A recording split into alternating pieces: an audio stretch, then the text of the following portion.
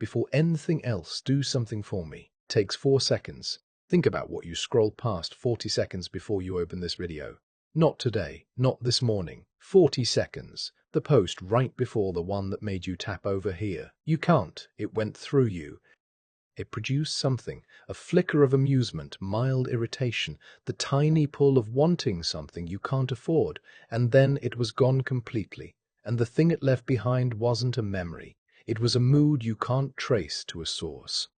Now here's the part that should bother you. If that content passed through you and vanished, and you can't locate it, and you can't say what it did, then what exactly was the you it passed through?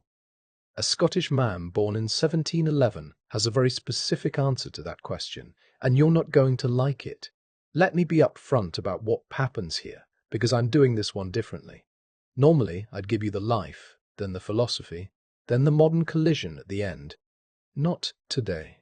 This man's whole method was taking things apart to see whether the parts were ever really there.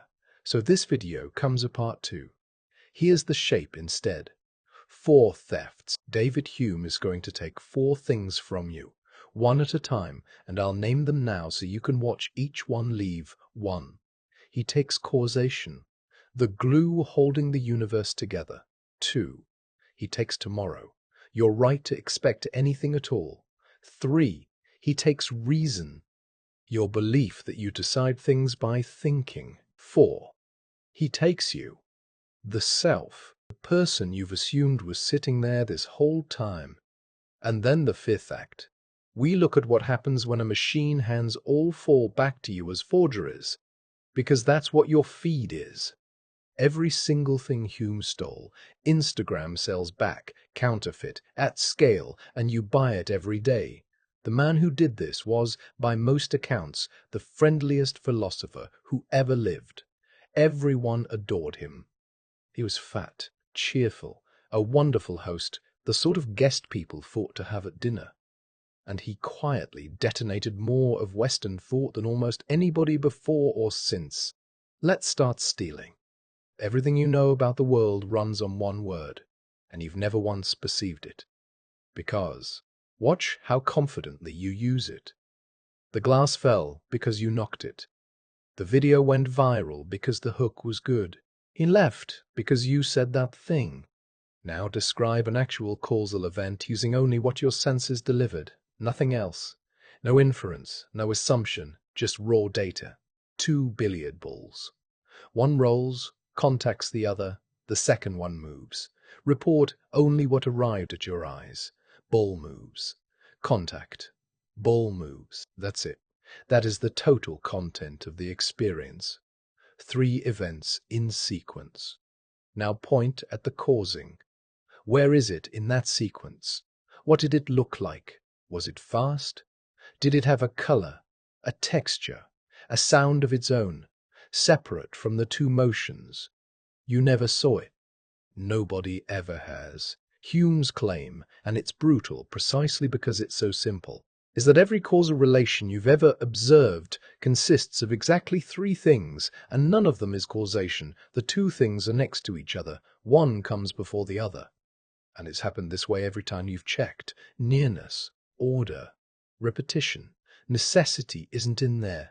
You never perceive that the second had to follow. You perceive that it did, again and again and again and again. So where does the feeling of necessity come from? Hume's answer is the one that changed everything. It comes from you.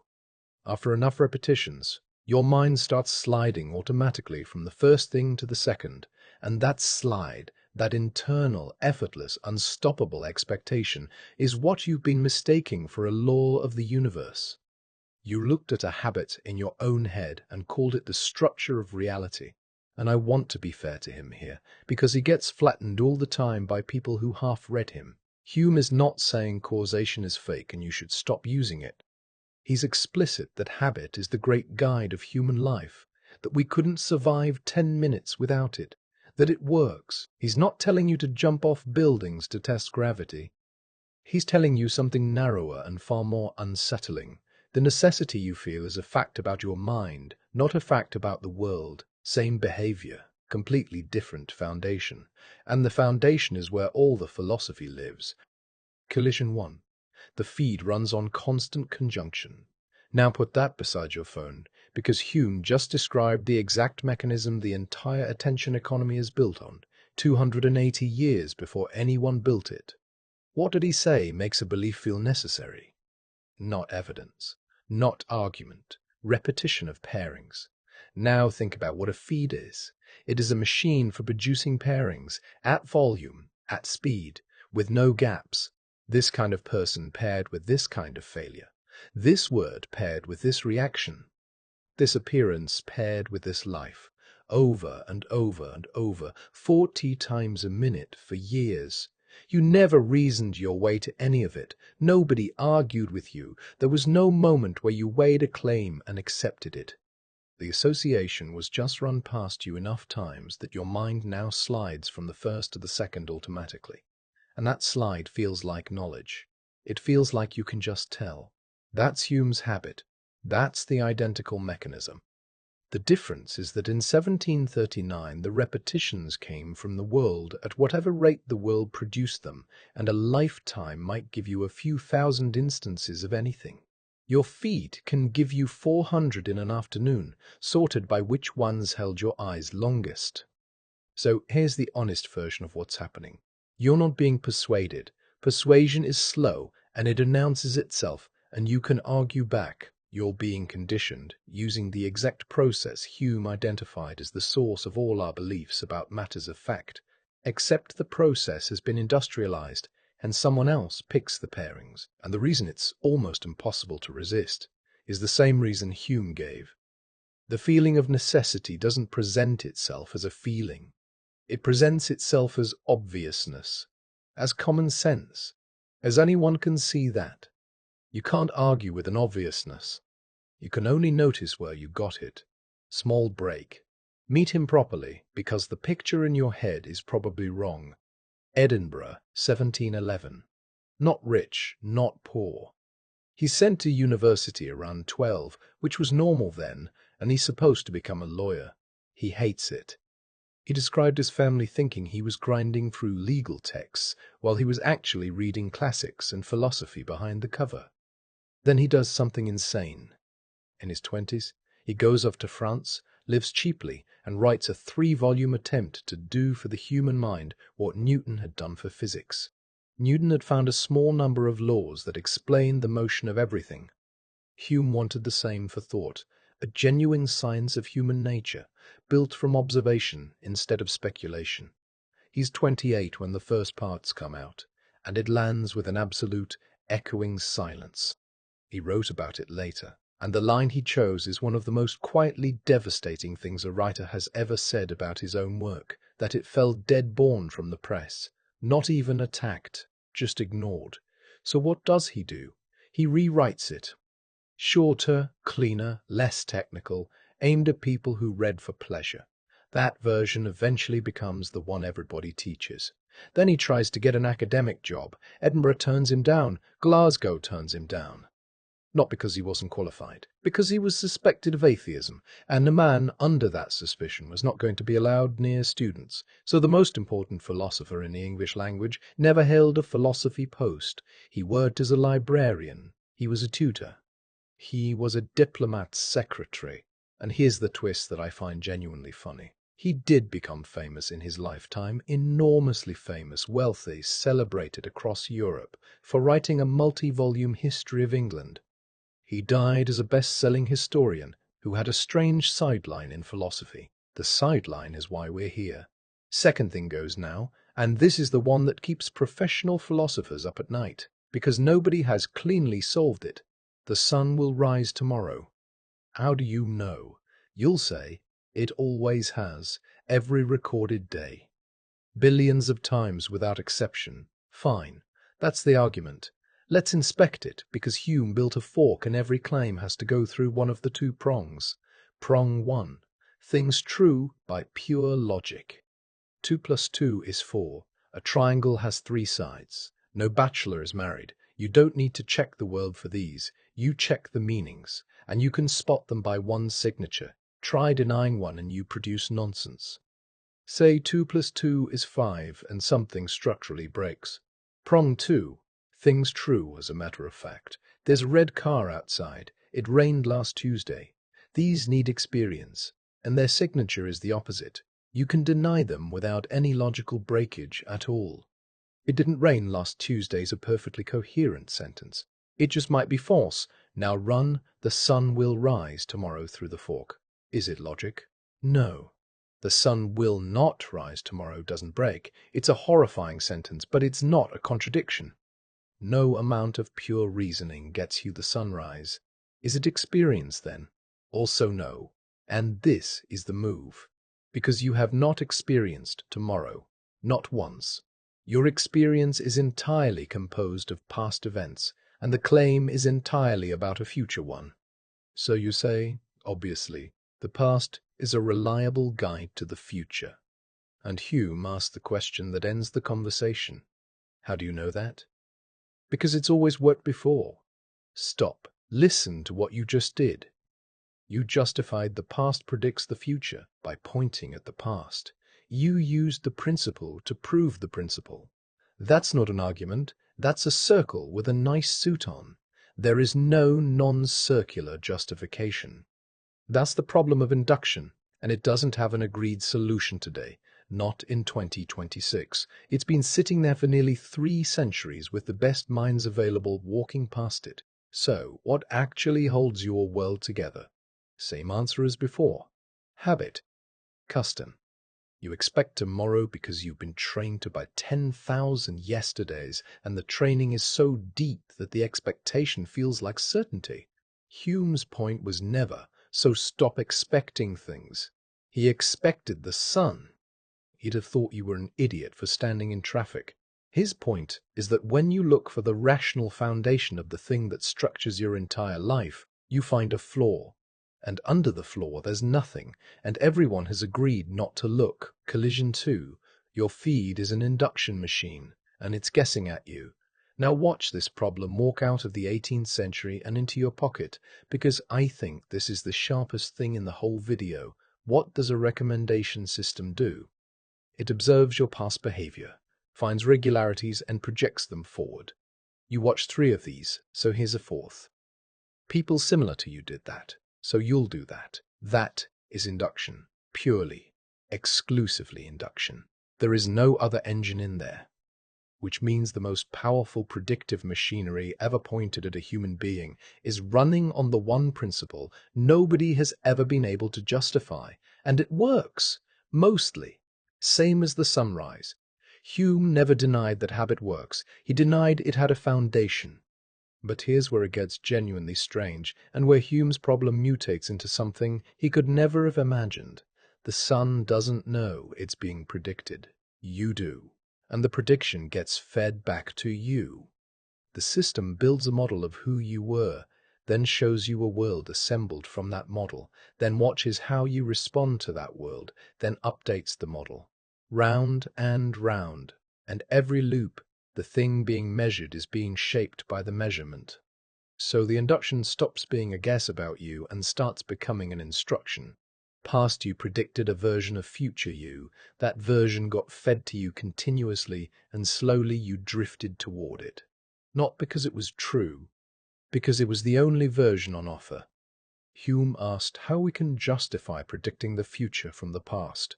Your feed found a shortcut. It predicts your future, then builds it. One more piece of him before the 3rd theft, and it's the piece that changes how you should hear everything else. August 1776.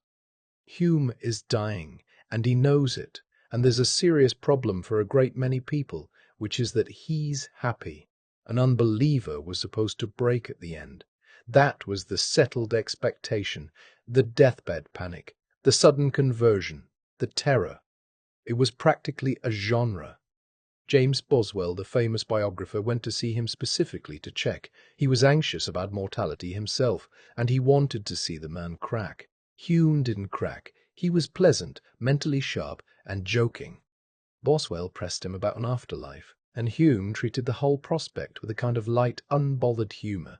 He was reportedly making jokes about trying to negotiate with the ferryman of the dead for a few more years. Boswell left the room deeply unsettled, and honestly, you can feel it in what he wrote.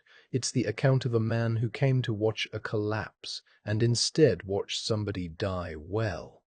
His close friend Adam Smith, yes, that Adam Smith, the economics one, published a description of Hume's final months afterwards: calm, funny, generous, working, playing cards with friends. Smith said something to the effect that Hume had come about as near to a perfectly wise and virtuous man as human frailty allows. That sentence caused more outrage than anything in Hume's philosophy. Smith said later he'd been attacked 10 times more violently for a few paragraphs about his dead friend's good character than for everything he'd ever written about commerce. Think about why. It wasn't the arguments that were unforgivable. It was the cheerfulness. A man was supposed to be miserable without those foundations, and he wasn't. And that was the real scandal. Keep that in your pocket. It matters at the end. Third theft. This is the one people find personally insulting, and I'd like you to notice if you get defensive, because that reaction is itself evidence. Here's how you think you work. Something happens. You consider it. You weigh the evidence rationally. You arrive at a conclusion. Then, because you're a person and not a spreadsheet, you have feelings about that conclusion. Reason drives. Emotion is a passenger with opinions. Hume says you have that exactly backwards, and he says it in the sentence that got him called every name available. Reason is, and ought only to be, the slave of the passions. Both halves are wild. That's the description. Ought only to be. He's saying that's the correct arrangement. He's not complaining about it. The argument underneath is simple and hard to dodge. Reason, on its own, can do two things: work out relations between ideas and work out matters of fact. Neither of those by itself ever makes anybody move. Reason can tell you that this route is shorter. It cannot tell you to want to arrive. Reason can tell you this food will damage your body. It cannot tell you to care whether your body lasts. Every single motivation you have arrives from somewhere else, from wanting, fearing, loving, being disgusted, being ashamed. Reason is the navigation system. It's extremely good, it's genuinely necessary, and it has never once chosen a destination. Which produces the line that made Hume notorious. It wouldn't be contrary to reason, he wrote, to prefer the destruction of the whole world to a scratch on your finger. He's not endorsing that. He's making a technical point. The horror of that preference doesn't come from logic. Logic has nothing to say about it. The horror comes from human sentiment, which is a different faculty entirely, and thank God we have it. And this connects to the other bomb he left, the one every ethics course still fights over. He noticed that writers on morality spend pages establishing how things are, how societies function, what humans naturally do, what God is like, and then, without warning, the sentences quietly switch to how things ought to be, and nobody ever explains the jump. You cannot derive an ought from an is, and everybody was doing it constantly without noticing, which, if you watched the sad video, might sound familiar. It's the same fault line, the smuggled step from this is how nature is to therefore this is good. Hume is the one who found the crack. Sad is what happens when someone drives a truck through it on purpose. Collision 3. The comment section is reason doing paperwork for feeling. Now go look at any argument happening online right now. Any topic. It doesn't matter. What you will see, in nearly every case, is people producing arguments. Sources, statistics, analogies, edge cases, historical precedent, genuine effort, some of it clever. Now ask the diagnostic question: how many people in the entire history of the internet have you watched change their position because someone in the replies made a good point? You know the answer. It's approximately none, and the rare exceptions are notable enough that people screenshot them. If reason were driving, that couldn't be true. Good arguments would move people the way good directions move a driver. Hume tells you what's really happening. The passion arrived first in about a fifth of a second before any thinking occurred. Disgust, tribal loyalty, wounded pride, the specific pleasure of contempt. Then reason woke up and got handed its actual job, which is not deciding, it's defending. Reason is the lawyer. The client already committed the act. The lawyer's role is to construct the most respectable possible account of it, and lawyers get very good at that. And now notice what a platform optimized for engagement is actually optimizing. It doesn't need to convince you of anything. Convincing is slow and expensive. It needs to move a passion, because passion is what produces the response, and the response is the product. Your reasoning will follow along afterwards and build the justification for free. Everyone's worried about being lied to. Hume's model suggests something more efficient is happening. You're not being lied to. You're being provoked, and then you're lying to yourself with real skill in language you're proud of. Last one, and this is the one that made me want to make this video. Right now, you have a sense that there's a you here, not your body. The thing underneath. The one who's been present for everything. The one who was there at 7 years old and is here now. Same person, continuous, doing the experiencing. Hume went looking for it. That's what I love about this. The method is so blunt. He said, fine, if there's a self in here, I should be able to find it by introspection. So he looked, carefully. And he reported back with total honesty. Every time he went in searching for himself, he only ever stumbled onto some particular perception. Warmth or cold, light or shade, love or hatred, pain or pleasure. He could never catch himself at any time without a perception, and he could never observe anything except the perception. Read that again slowly, because it's an experiment you can run right now. Try to observe yourself without observing any content. Not a thought, not a sensation, not a feeling, just the observer. Just the bare you underneath. You can't do it. Every time you look, you find another item. A pressure in your shoulder. The sound of the room. A thought about this video. Never the thing having them. So Hume draws the conclusion nobody wanted. There is no self underneath. What you are is a bundle, a collection of different perceptions following each other with unbelievable speed, in perpetual flux and movement. Not a thing that has experiences. A rapid sequence of experiences that feels like a thing.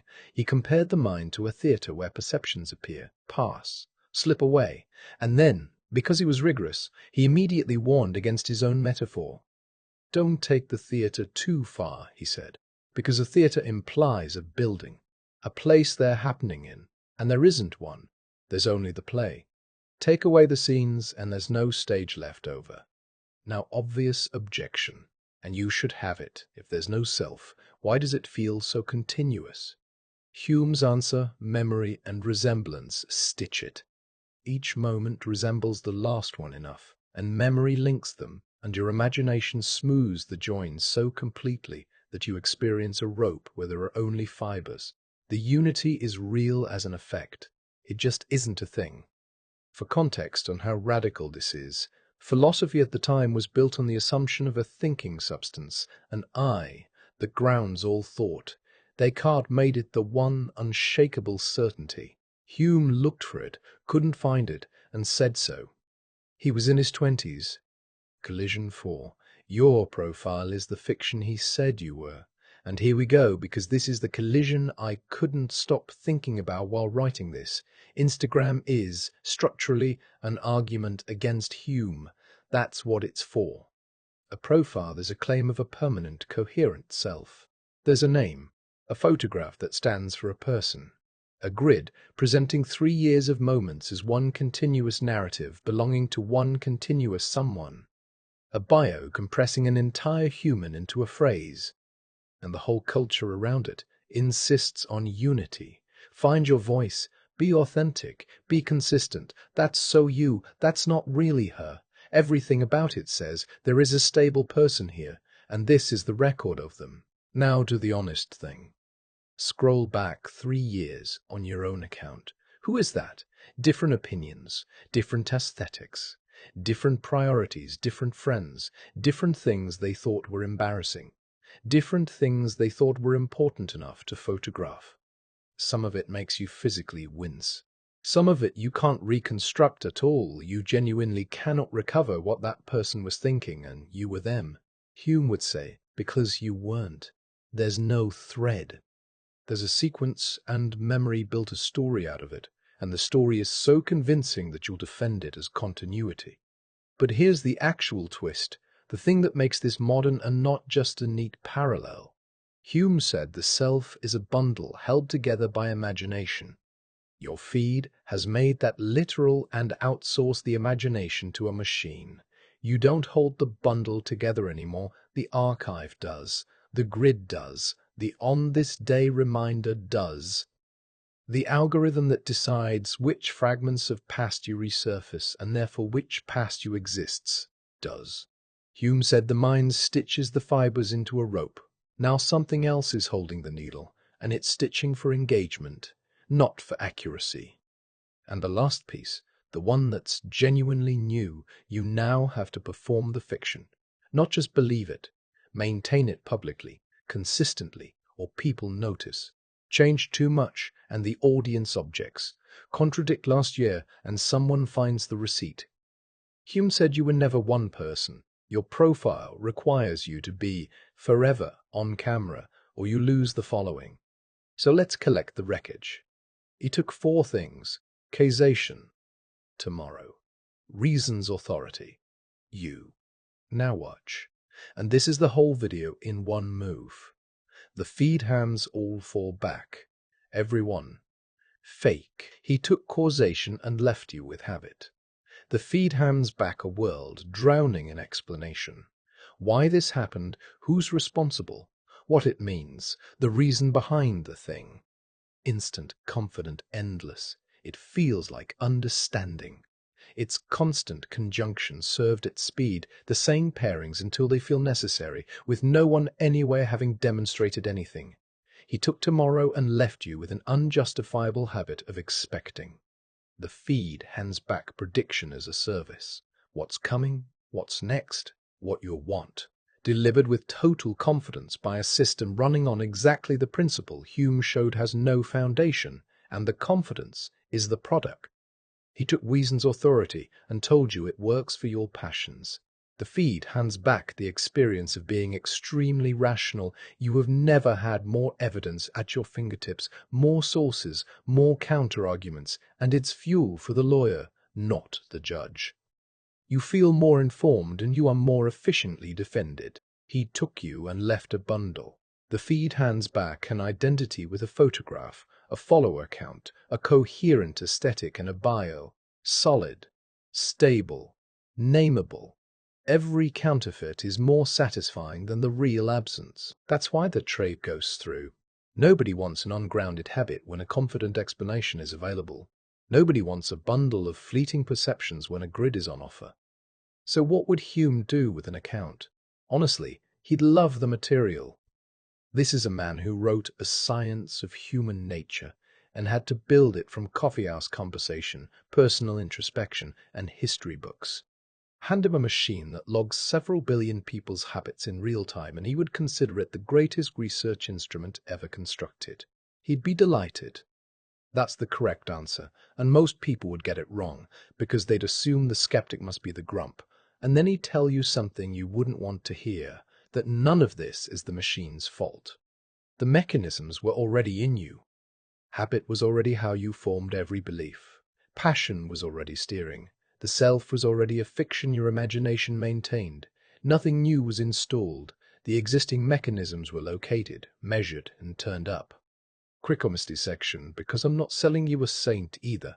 The biggest counterattack came from the man in our last video. Immanuel Kant read Hume, said it woke him from his dogmatic slumber, and spent the next decade building a response.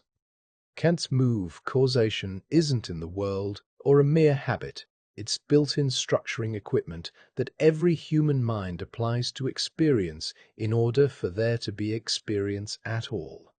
Necessary, universal, and not learned from repetition. Because without it, you couldn't have an ordered experience to learn from.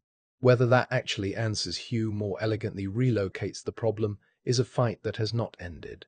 The bundle theory has real problems too. Something is doing the bundling. Something notices resemblance. Something retrieves the memory. Something is unified enough right now to follow this sentence from beginning to end. Hume, to his credit, admitted in an appendix that he couldn't fully make his own account of personal identity work. He said the difficulty was too hard for him. Very few philosophers have ever written that sentence about their own system, and it's one of the reasons I trust him. And a warning about how he gets used. Hume is a favorite quote source for people who want an excuse. Nothing's provable, causation's a habit, so believe whatever. That's a total inversion. Hume attacked the foundations of belief while insisting we go on believing, because we're built to and it works. He was, in practice, one of the most reasonable men of his century. Skepticism was his method, not his lifestyle. Here's the ending, and it's not the ending you'd expect from a man who just stole everything. Hume described what happened when he pushed his own arguments to the end. He said the reasoning made him feel like some strange, uncouth monster, unable to mingle in society, abandoned and disconsolate. He wasn't posturing. He went into that dark, and it was genuinely dark. So what got him out? Not a counter-argument. He didn't find one. He got out by leaving the room. He said he dined, he played backgammon, he had a conversation, he was merry with his friends, and after 3 or 4 hours of that, the argument seemed so cold and strained and ridiculous that he couldn't find it in his heart to go back to them. I love that more than anything else in his work, and it's not an evasion. It's his actual position, and it's the deepest thing he ever said about being a person. Nature is stronger than argument. You can prove there's no self and then go be yourself all evening. You can dismantle causation and still flinch at a moving car. The reasoning was correct. It just isn't load-bearing for a human life, because human life is held up by something else, and he thought that was fine. There's a line often attributed to him that captures it. Be a philosopher, but amidst all your philosophy, be still a man. Which brings me back to the deathbed. Everyone expected a broken man because they assumed his ideas would leave nothing to stand on. He was cheerful and funny and playing cards with friends until nearly the end. That's the actual argument. Not written, lived. He removed every foundation anyone thought was necessary for a good life, and then had one anyway, in public, on the way out. So, back to the beginning. Back to the post you scrolled past 40 seconds before you got here that you can't retrieve. Hume's not going to tell you to delete anything. He liked people, he liked pleasure, he liked being entertained, and he'd have been in the comments enjoying himself. He'd just ask you the one question he asked about everything, the question that dissolved half of Western philosophy, and it's the most boring-sounding question in the world. Until you actually try to answer it, where did that come from? Not the post, the belief it left behind. The thing you now feel is obvious. The certainty that arrived without an argument. Trace it. Go find the impression it copies. Find the actual experience it's made of. And if you look and there's nothing there, no impression, no evidence, just a very well-worn groove that a machine has been running its finger along for years, then that's not knowledge. That's a habit wearing your face. Next time, another dead thinker, another phone, another look at what we've actually built. Until then, check where your certainties came from, especially the ones that never felt like a choice.